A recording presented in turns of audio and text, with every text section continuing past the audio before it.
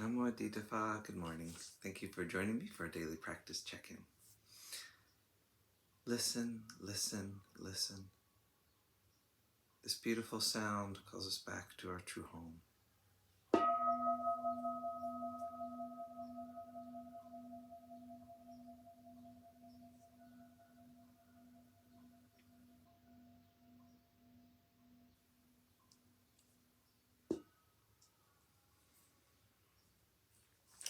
The third mindfulness training. Aware of the suffering caused by sexual misconduct, I vow to cultivate responsibility and learn ways to protect the safety and integrity of individuals, couples, families, and society. I'm determined not to engage in sexual relations without love and a long-term commitment. To preserve the happiness of myself and others, I'm determined to respect my commitments and the commitments of others.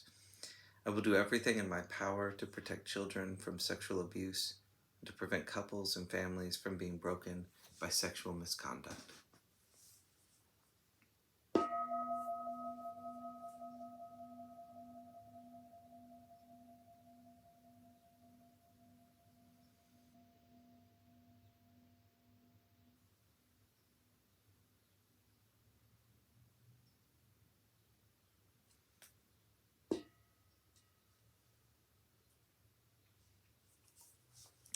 Our Dharma lesson this morning is Bringing Worldly Assumptions to Spiritual Practice by Ajahn Thiradhammo from his book, Working with the Five Hindrances. When we take up spiritual practice, we usually bring along our worldly values and judgments. To a limited degree, these are also valid in the spiritual realm. However, sometimes they no longer apply or are only partially valid. Of course, many people take up spiritual practice because of some worldly issue, reducing stress, resolving some emotional problem, or in order to discover truth, etc. And while meditation can have some beneficial effects, often the real benefits are given to us by indirect and occasionally unexpected means. For example, someone may take up meditation to reduce their stress level. However, after they practice, they may notice that their stress level has increased and give up meditation with the view that it has no benefit. In fact, the real benefit of their meditation was to expose their stress-causing attitude, their compulsion to always succeed, or their obsessive fear of failure, which they unfortunately were unable to acknowledge.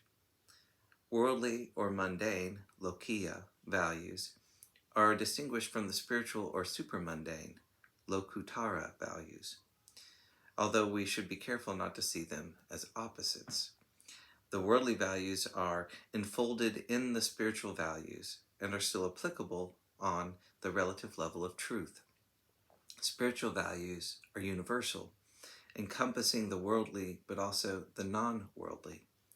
Some people tend to separate these two levels of truth with unfortunate and unexpected results. That is, when they become spiritual, they incline to disembodiment, dismissing the material realm as non-spiritual or beneath them. They are on some higher plane. This can also, unfortunately, become an excuse for strange, outrageous, or even immoral behavior, since they are in another realm where the mundane rules do not apply. The worldly values are formally expressed as the 8 worldly conditions, loka dhamma, gain and loss, fame and disgrace, praise and blame, happiness and suffering. These invariably sneak in or spill over into spiritual practice and can lead us to a plateau of confusion and uncertainty. Am I getting anywhere? Am I happier? For example, one of the sources of doubt to be wary of is the progress trap. After a period of practice, we ask the familiar question, what have I gained? However, maybe we are asking the wrong question. Firstly, when we conceive of gain, we're usually thinking in terms of certain concepts of what we should gain, whereas the meditative process is learning to experience reality as it really is, beyond concepts. Secondly, asking what we have gained is an ego question. That is, what has my ego gained? which of course is how we would normally think in the worldly sense. Another aspect of this is trying too hard to get results. This usually means that we have strong expectations which we willfully want fulfilled.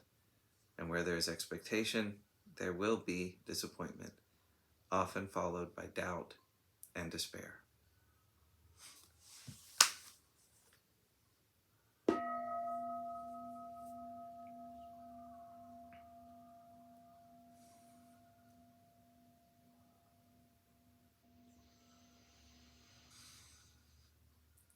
May all beings be well.